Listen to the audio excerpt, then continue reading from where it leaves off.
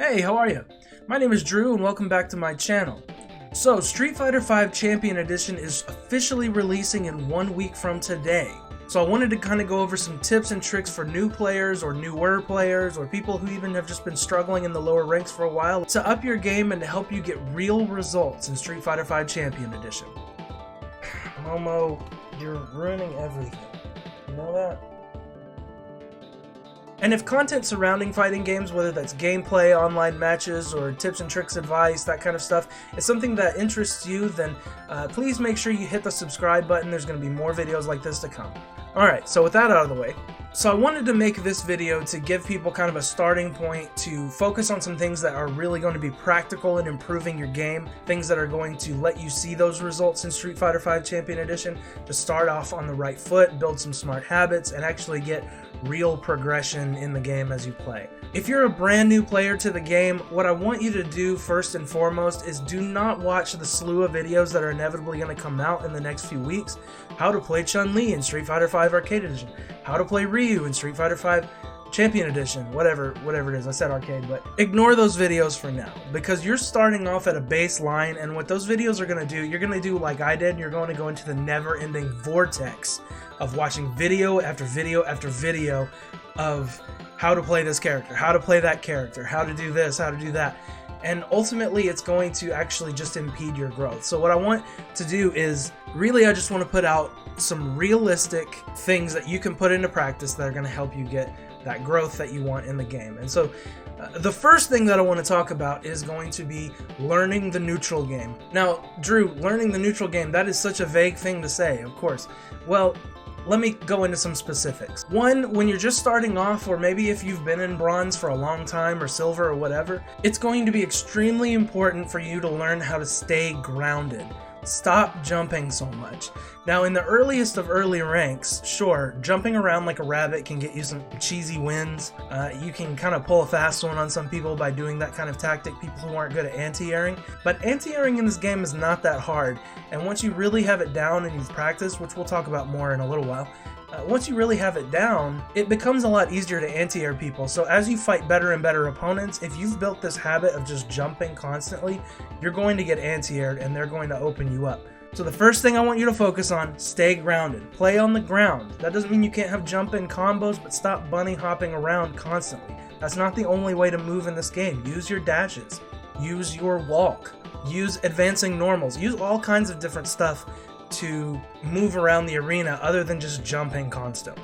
Another way to learn the neutral game is figure out what are your best pokes with your character and use those pokes in neutral. Now, I play Chun-Li and she's like the poke master, so she's got a lot of really good neutral buttons, the really good pokes to harass the opponent at kind of mid-range, and so I have a good time just throwing out a standing heavy punch at max range, throwing out a standing heavy kick at match range, all of that kind of stuff. And so learn what you can do in the neutral while playing on the ground to kind of keep your opponent guessing, harass them, disrupt what they're trying to do a little bit, and you'll really start to frustrate opponents, especially at those lower levels. So the third thing that you need to do in learning the neutral is punish sweeps with sweeps. Start to recognize what a character's sweep looks like. A sweep is a crouching heavy kick, and you can punish those with your own sweeps. They're not safe on block. So something that lower level players really like to do is just spam sweep. They'll throw out sweeps all day long. Punish that crap with your own sweep. You'll do a lot of damage over time. So to reiterate, in order to learn the neutral game, stay grounded, figure out your best pokes and their range,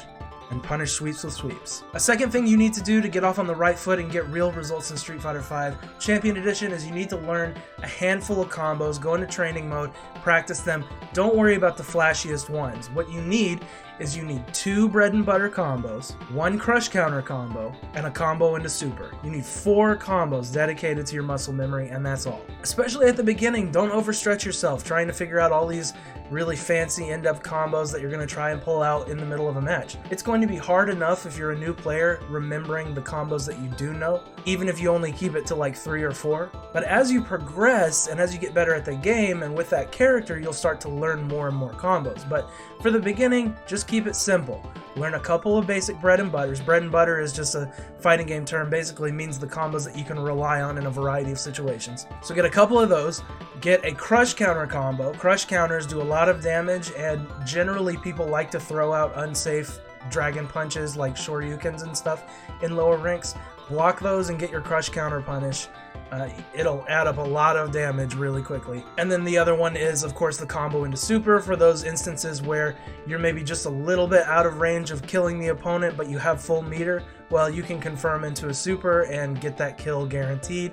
So go into practice and practice some of those things until you have them down to memory to such an extent that you can pull them out and use them at will during an actual match. And so it'll take time, it'll take some actual play time in the game to get to that point as well, but that's all you need to know right now is 2 bread and butters, a crush counter combo, and a combo into super. The third thing that you need to improve on in order to get those real results in Street Fighter V is practice your anti-airs and your defensive play.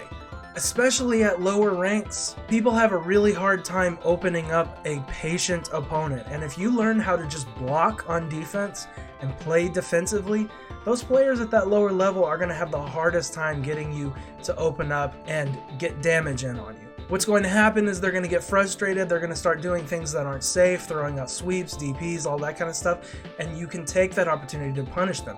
Let them hang themselves with their own mistakes. Make them make those mistakes by playing solid defense. Take the throw. You'll hear that a lot in Street Fighter V. You can tech throws by pressing throw whenever somebody else presses throw, but it's a guessing game if your opponent is going to throw you or do something else on Oki, so you know what? Just take the throw. If they opt to throw you, that's better than them blowing you up with a crush counter combo for a quarter of your health. And a great way to practice this is go into training, set the dummy to AI, and set them to the hardest difficulty. The hardest difficulty in the game. Don't fight back, block. Just stand there and block everything that the AI is trying to do to you. Do that for 15-20 minutes a day, and your defense will increase exponentially, and people in those lower ranks are going to have the hardest time opening you up. Likewise, in the defensive realm, learn your anti-airs. So again, as a Chun-Li player, I have a couple of anti-air options, but my best one usually is back heavy kick, and then I actually can get a cross under into a bread and butter combo. Nobody blocks that in bronze ever. And so it's pretty much always guaranteed damage if somebody's jumping on me constantly. But the problem is I had to get to a point where I had that anti-air button down, so down pat, whenever I saw someone start to jump, I was ready to press that button to anti-air them. It didn't start off that way. What started off was, I gotta think, which button is my anti-air button again? Oh yeah, it's that one, let me press it real quick.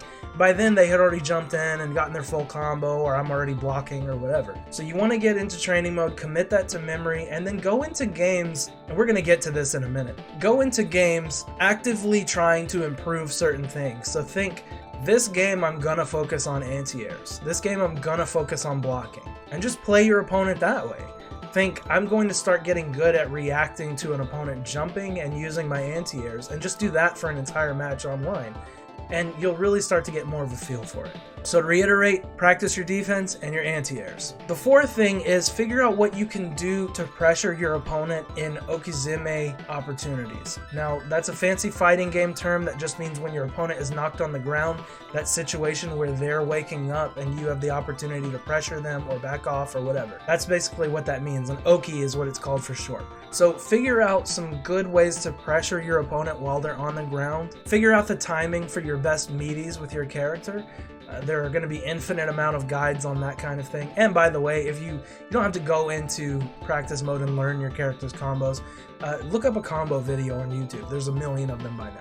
But figure out what buttons are going to be best for you on Oki, what are going to be some good crush counter buttons, whatever, so that if you catch your opponent mashing jab on wake up, they're going to get hit by the active frames of your attack before theirs comes out. And that's kind of what the Oki situation is all about, putting that pressure on them as they're getting up. In Street Fighter V and in fighting games in general, having the opponent on the ground usually is a good opportunity for you and not for them. So you don't want to let them reset the neutral by just standing up and then whatever. You want to be able to control the pace of the game a little more. And so Oki is really important in doing that.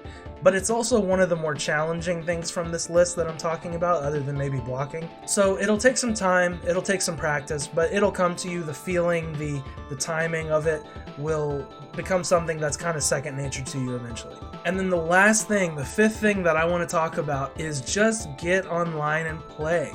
You're never going to see progression in the rank system or in your skills if you don't apply the things that you practice and that you learn in actual matches. So I say this kind of from my own experience when I was first starting out in Street Fighter, and I'm by no means a Street Fighter V expert at this point. However, I know from when my very first days started, I had this issue where I would just look up, I knew I wanted to play Chun-Li, so I would look up how to play Chun-Li videos, and I would watch like 10, 15 how to play Chun-Li videos in a row. And this is kind of something that bugs me about the YouTube fighting game content scene, is you have a lot of opportunist fighting game content creators that they see a new game is coming up. Somebody might see, oh, Street Fighter V Champion Edition is coming out. It's time for me to make a how to play 10 different characters videos, even though I haven't touched this game in 2 years. You know, I get from a business perspective why you would do that, but I don't think ultimately as a new player it's going to particularly help you to watch those kinds of videos